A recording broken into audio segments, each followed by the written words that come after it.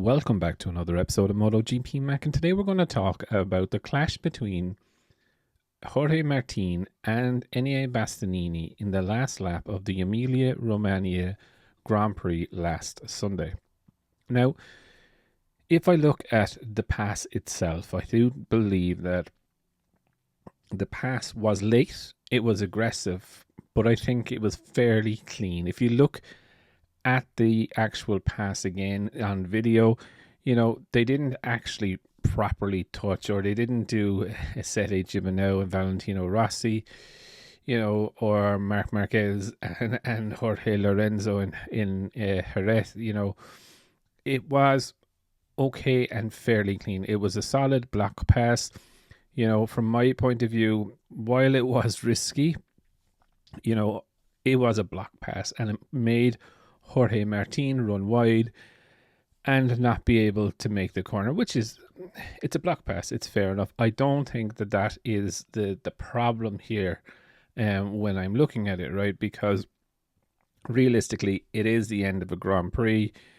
They're battling for first place. Both of these boys are going for another team next season. So this couple of races that they have left are their last time that they could be winning a race.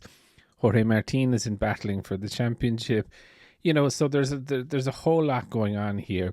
There were a couple of moves by Martin, to be fair, as well, that would have annoyed Enea Bastianini, especially down in, I think it was turn 7 along the straight, and Martin did wipe his nose a few times in the braking zone, which is not on, to be fair. But saying that, the pass, I think, was absolutely brilliant. It was late, it was aggressive, but I think it was brilliant. The area where I have a problem with is that to complete the pass, Enea Bastianini did not stay on the track. He went off the edge of the curb and onto the blue.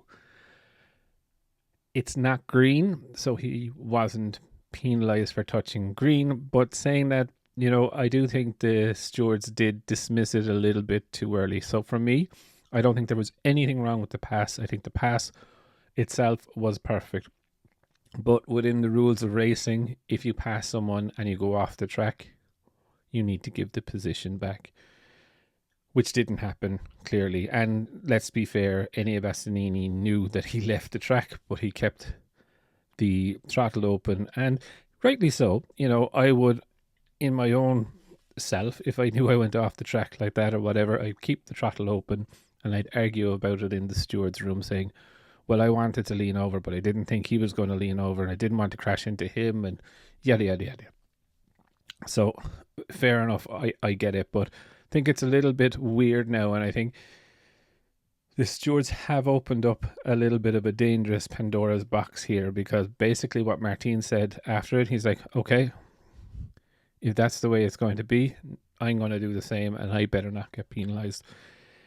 And, I think this comes back down to, I don't want the race taken off Enea Bastianini. I don't want the race given to Jorge Martin, or I don't want any losers out here, right? It was a great race, and I think at the moment that I saw it, even though I did see Bastianini going off, it was kind of like a Rossi Stoner Laguna Seca moment. It was a brilliant pass, do you know what I mean? And you're kind of like, I know there are rules, but like, there was two people involved in that. Martin refused to kind of sit up, and Bastianini didn't take an aggressive move. But I definitely think it's really interesting, but I think it's opened up a little bit of a Pandora's box within the stewardings now, because realistically what they've now said is that if you pass and go off the track on the last lap, that's fine. And I think that's going to come back and bite the stewards in the arse.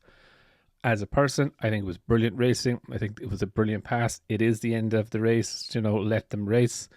But I think it's just a little bit different than touching on one of those green stupid bits, do you know what I mean, when they're racing or in the slipstream of someone.